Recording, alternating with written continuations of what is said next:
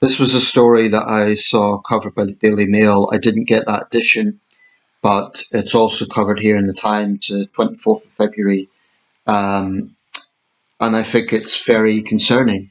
I'm going to just read out the report and then go into my thoughts on it. Bear with me, it's not excessively long.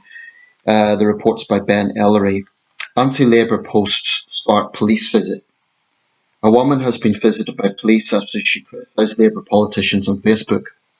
Detectives questioned Helen Jones about her calls for the resignation of councillors involved in a WhatsApp scandal. Jones, a school administrator, had a visit from Greater Manchester Police within 48 hours of the force receiving a complaint about her post. Officers said she had committed no crime, but Jones from Stockport said she felt intimidated into being silent online and would not post again. It was actually quite scary. It made me think I just best keep quiet for the rest of my life because you can't say anything these days, she said. Two plainclothes officers asked to talk to Jones after she commented on offensive messages shared in a Labour WhatsApp group. The revelation that the MP, Andrew Gwynn, had written offensive messages about residents led to his sacking as Health Minister and the suspension of the Burnley MP, Oliver Ryan, and 11 Labour councillors. Jones, 54, said, I asked the police officer, have I committed any sort of crime? Why did you knock on my door? They said, someone has spoken to us about your social media posts. I then said, if I don't take your advice and continue doing what I am doing, will I be committing a crime? He said, no. I then asked, what will you do about it? He said, there's not a lot we can do, we're just giving you advice. Toby Young, director of the Free Speech Union, said, good luck persuading Greater Manchester Police to send two police officers to your house if you're burgled or your car is stolen. It was the latest example of police investigating people for social media posts, including the newspaper columnist Alison Pearson, the feminist writer Julie Bindel, and the former policeman Harry Miller, whose name was added to a database for non-crime hate incident. Miller, who founded the Fair Cop campaign group, said of Jones' treatment, it flies in the face of her freedoms and it's wrong. That's far more akin to a European police force, or even worse, a Stasi police force. Ian Duncan Smith, the former Conservative leader, told the Mail on Sunday that the police action was pathetic and called them the thoughtless pot police. Greater Manchester Police said, we spoke to a woman for 6 minutes to advise she was the subject of a complaint of harassment and to answer any questions she might have. No further action is necessary as no crime has been committed. We are under a duty to inform her that she is the subject of a complaint. So there's a few things to break down here. I was very critical of Ian Duncan Smith as Work and Pension Secretary, and I don't want to say anything I said about his tenure in that post. But he is right to say this is absolutely, as he put it, thoughtless police. There's a few things to pick apart here. Firstly, this isn't an isolated case. As the Times cited there's been several other high-profile incidents. One is one too many. It's interesting that it was compared by Harry Miller to the Stasi because that's what I was thinking of. It's like East Germany. Now, these plainclothes officers may have technically been polite. They may not have barged her way in or threatened her with anything. Advice. It's just they've no business being there in the first place. That's the point. No matter how polite they were. I mean, she says she felt intimidated, ostensibly by just the fact that you have people turning up at your door. I don't think it's good enough that they're plain clothes. They're police officers. They've no business being there. Um, there's a trajectory with this. It's happened before. And before I continue, I should say I don't think Britain is absolutely unique in this regard among Western countries. In Italy, you can be prosecuted for criticising the government. Recently, there was a prosecution against someone for criticising Giorgia Meloni for defamation. Italy's got an incredibly bureaucratic legal system, and some of that is utterly absurd as well. So Britain's not totally alone when it comes to thought policing. Um, and there's an obvious issue here. We pride ourselves on being, the free West, and we should be. And compared to some parts of the world, we are. But this is happening, and it shouldn't be. It is a disgrace.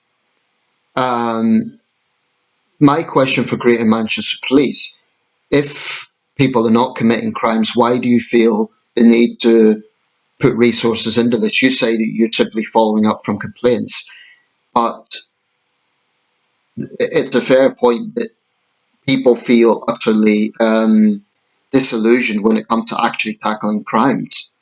And the responses do vary from force to force. But another case in Essex a while back, try getting a response. It was pointed out that, responses to burglaries in that area were very slow. Now, I think a lot of the public are very concerned about this. Um, this is the Times. You won't see this mentioned in the Daily Mirror, incidentally. The left are guilty of underplaying what's happening. They tend to put it out there as a sort of right wing, a right wing exaggeration, like it's not really happening. Um, I wouldn't go so far as someone like Melissa Chen, the journalist, and others who have said that Britain's a police state. I think that's going too far. I think that is hyperbole. And we have to bear in mind no arrest was actually made because no crime was committed. But the very fact that police are visiting people, it's utterly inappropriate. Those plainclothes officers could have been investigating an assault, a burglary, a sexual offence, serious crimes. Um, Instead, they're basically telling someone, you can't criticise these politicians. And let's be very clear, what she said was online was criticism. It wasn't, she hasn't issued any threats towards anyone. That's obvious caveat. If someone is issuing threats online, threat to violence, that's a different matter. There's been a lot of debate around free speech since the riots last year, and some people were sent to prison for putting posts online that were obviously inciting violence, calling, for example, for their followers to burn down hotels with migrants in them. Now, I don't have a great deal of sympathy for those people because inciting violence isn't trivial, and that's an area where I differ from Toby Young because he's kind of downplayed that. He's just said, "Oh, it's stupidity." Incitement to violence is serious, but what we're seeing here in this sort of case is, the arrogance of those Labour councillors. Whoever complained about this woman should be utterly, utterly ashamed of themselves. So first of all, they're involved in a scandal, and then when constituents complain about it, instead of just showing some humility and accepting they are in the wrong for being involved in the scandal, the constituents get punished. It's disgusting, actually. It's absolutely the arrogance of power. And yes, Gwen and others had to resign, but they didn't face any police investigation for insulting constituents. So why the double standards? It's often been said that there's two-tier policing in this country. I think instead of simply dismissing it as far right, as Starmer has done, the Labour government needs to take this issue seriously. They need to take the issue of free speech seriously. I want to see senior Labour ministers, right up to the Prime Minister, saying we are not against free speech. And there is a right for people to criticise politicians, even forcefully so, particularly if they've been involved in the scandal. People have absolutely every right to be angry about that.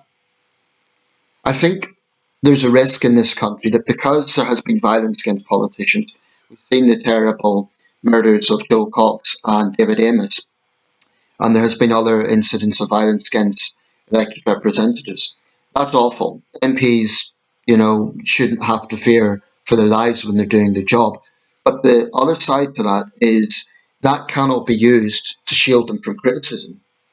Politicians, whether they be councillors, parish councillors, metropolitan councillors, or parliamentarians, they have to accept that when you're in politics, you will be criticised. Sometimes the criticism is unfair, sometimes it's fair. But if you don't have tough skin, you're in the wrong job. I think that's one of the absolute prerequisites to be a politician. You need tough skin. People will dislike you, they will criticise you. You have a right to defend yourself, but to run to the police because someone has criticised you online, it's utterly pathetic. Like I say, it's a different matter if there's explicit violent threats. But I absolutely, forcefully maintain the right for people to criticise those in power, whether it be politicians, police officers, judges, you name it. And this is a very concerning case. The fact that, no arrests were made and they were plain clothes. It doesn't really matter. Um, it really does have echoes of East Germany. It's thought policing. That's what it amounts to. Now, the police always cover themselves with saying, oh, well, we have to follow up on this. No, not really. You can use common sense. There's nothing to say they absolutely have to follow up on it. I think the police are just using it as an excuse because it's an easy thing to do. Confronting someone who isn't violent, who isn't a danger to the public, is a lot safer than confronting some drug dealer. And this is not to say that, there aren't officers who do take risks, but this sort of crap, frankly, infuriates the public, and it does absolutely nothing for the police's reputation. This is one reason I think the police as a whole have declined. Their reputation has declined in this country. People just don't trust that they'll do the right thing anymore. We have a situation where small shopkeepers are being are suffering theft after theft after theft at amounts of thousands of pounds, and the police just won't take any action if it's under a certain value. They just don't care. So police chiefs all over the country need to get a reality check. They need to get back to basics. They will say, oh, but we do arrest criminals, we do arrest burglars, we do arrest arsonists, we do arrest murderers. Okay, but you're also doing this. People won't look at the other work you're doing, they will look at this nonsense. So I call on police chiefs, stop making excuses, start using common sense. I call on the Home Secretary and the Prime Minister to speak out and say that they are not against free speech. And I call on, I would say Greater Manchester Police should apologise to Helen Jones for this. It's an absolute disgrace that people are facing this sort of, it is actually intimidation. Even if the officers were polite, it is still intimidation in the sense that nobody wants the police turning up at the door, unless they've reported a crime. They can say, oh, technically we can't do anything because you haven't committed a crime. So the question is, why go there in the first place? I don't blame her for feeling nervous now. It's all very well, some people might say, well, you should just say what you want and you've got the law on your side. What about a vulnerable person? What about someone who may not have that sort of self-confidence, whereby they've said something online and then they get this sort of visit and then they just feel like they can never speak again? That's disgraceful in a democracy. So I don't think Labour is being entirely honest when they, get very defensive regarding two-tier policing. The issue of the two-tier thing is the fact that there is a perception that policing isn't consistent. If you get someone waving a union flag, you can be absolutely sure at a demonstration, you can be absolutely sure the police will swoop in there and make an arrest. Someone shouts out Allahu Akbar, they'll be hesitant and they might just give them a kind of, oh, we advise you not to do that, or something like that. That's an example of two-tier policing. Inconsistent policing comes from the slow responses to serious crimes versus spending any time on something like this. It's thought policing. I know a while back Cooper did say the police should prioritise common sense, but she herself had said that they should spend more paperwork on non-crime policing, non-crime hate incidents. Now, the justification for this is, by the way, this wasn't even a non-crime hate incident. This wasn't any sort of insult towards any minority. This was a woman complaining about corrupt Labour politicians. Instead of calling the police, those Labour politicians should bow their head in shame and apologise to their constituents. Resigning isn't good enough. They should apologise. It's infuriating, actually. And it's the sort of thing that makes people disillusioned with both politicians and the police. So I think what needs to happen is police chiefs across the country need a reality check. They can't complain about a bad perception when they keep shooting themselves in the foot. They keep doing this. And then they complain about, oh, the media portrays us in a bad way, our reputations went down. It's entirely of their own making by prioritising nonsense like this. As far as I'm concerned, unless someone is explicitly issuing threats, the police have absolutely no business in policing, insults or someone saying cheeky things online. It's nonsense. If there's threats, if there's an explicit harassment campaign, i.e., if there's a targeted harassment of an individual where it's to such an extent that that person does feel threatened, that's a different matter. Although I would say if they're a politician, they should frankly have tougher skin, unless it is a threat.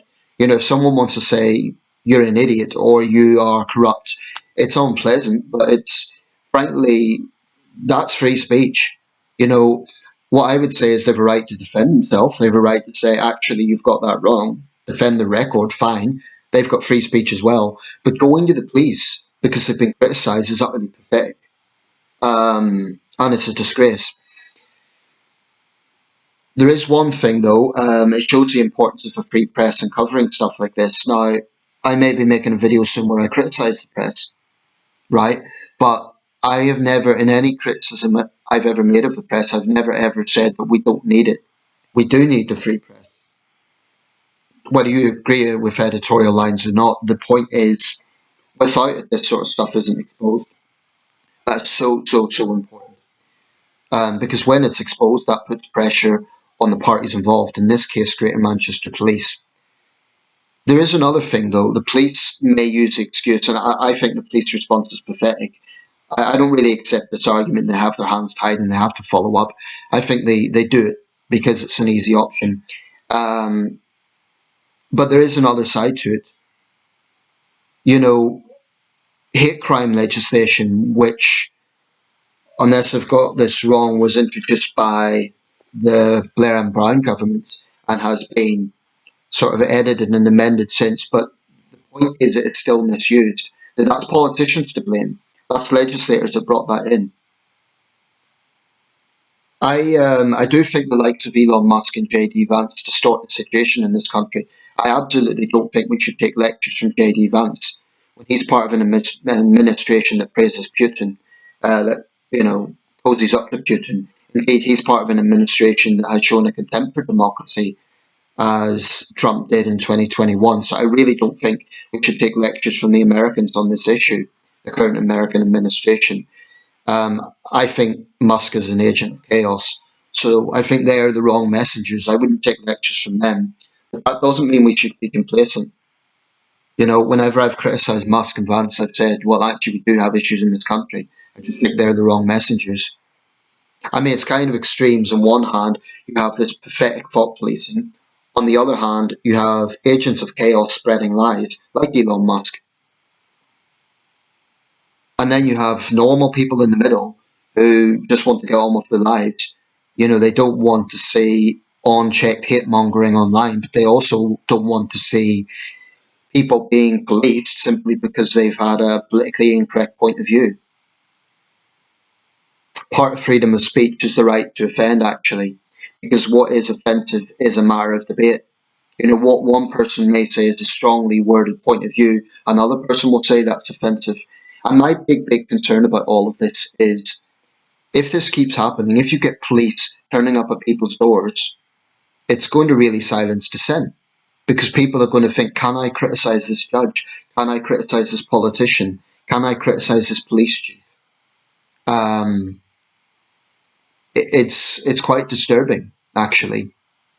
So I want to see a big, not a reduction, I want to see this ending, full stop. The only reason, as far as I'm concerned, the police have to show up at someone's door is if there is a credible threat of violence, or perhaps if it's a really explicit targeted bullying campaign, particularly against a vulnerable person. I mean, I do think action should be taken for cyberbullying, for instance, when that is explicit. But if a politician's been criticised, I think it's pathetic for them to run to the police unless there's an explicit threat. Goodness knows they insult the public enough. So, again, this is the perception of double standards. I'm going to wrap this up, but it's a very important issue, and it is just happening too much. Greater Manchester Police, you need to explain yourselves. Why do you feel the need to spend resources on harassing a member of the public? You call it advice. I would call it harassment. No one wants a police turning up on the doorstep to tell them what they should and shouldn't think. Criticism is part of free speech. Greater Manchester Police should respect that, and the Labour politicians involved should be utterly ashamed of themselves. Let me know your thoughts.